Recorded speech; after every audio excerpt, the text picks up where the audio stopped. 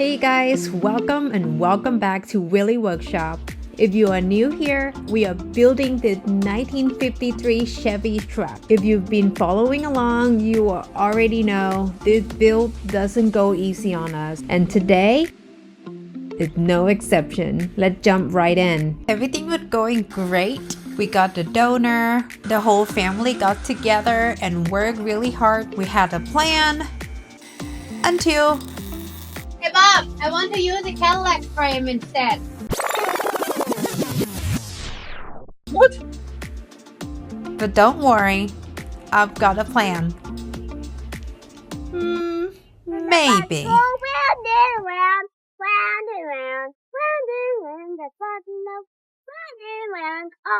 Maybe we should get back to work.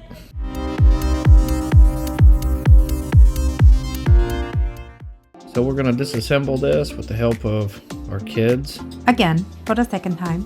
This one on the 2010 Cadillac Escalade. I promise I won't change my mind again. Yeah, pretty heartbreaking. But we actually get to retain our original 5-link rear axle suspension setup, original independent control arm with coilovers in the front. What are we going to do with the frame?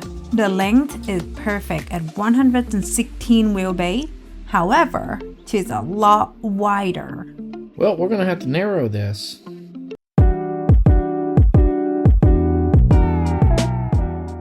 Okay, so what we're going to do, something that's fairly complicated. We're going to take the frame from our 2010 Cadillac Escalade, and we're actually going to narrow it by about 8 inches. We got some marks going down the frame in some relatively ununiform areas. That doesn't matter as long as it is exactly 8 inches being took out of the center section of this frame. Where we have our relief for our drive shaft, that cross member, we're going to take 4 inches out of each side on that one. Now, in order to make sure that this frame stays nice and square, what we're actually going to do is I already have some mocked up, but I'm going to show you over here. Okay, we're going to take some tubing and we're going to make a slide joint. We're going to weld each side of this slide joint to the frame.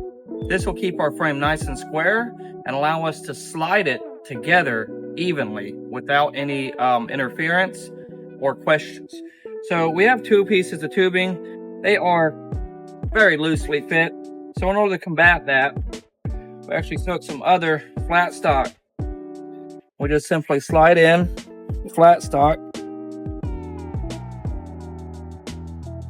on both the top and on one side. What this is going to do is take up the extra room from the size difference of our 2 square tubings. Do not use your truck bed if you care about your truck. Now, this is nice and tight, but it does still slide in and out. So this right here is our slide joint. What we're going to do with the bottom, we're going to call the bottom right here where the 2 pieces are the closest together, not where we have our spacer.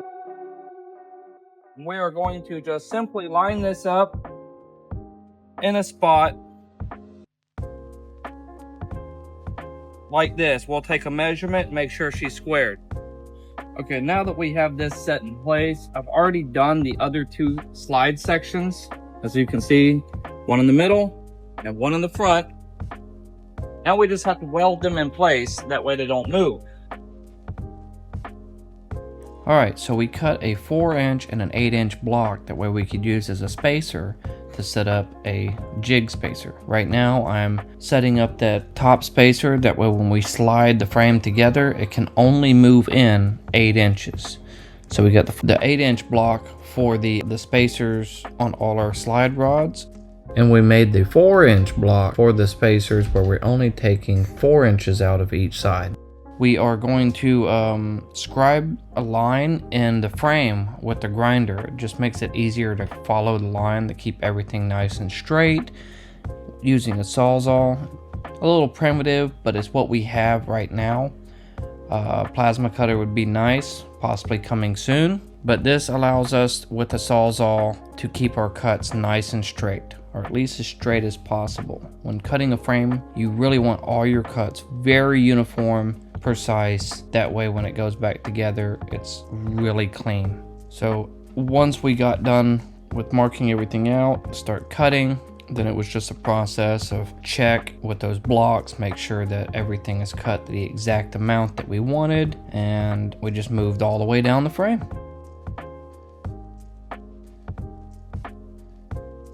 Yeah, definitely having a plasma cutter would have saved a lot of Sawzall blades at this point, but I think we did a very good job. You know, the most satisfying thing of this was getting to the part where we were going to slide it together.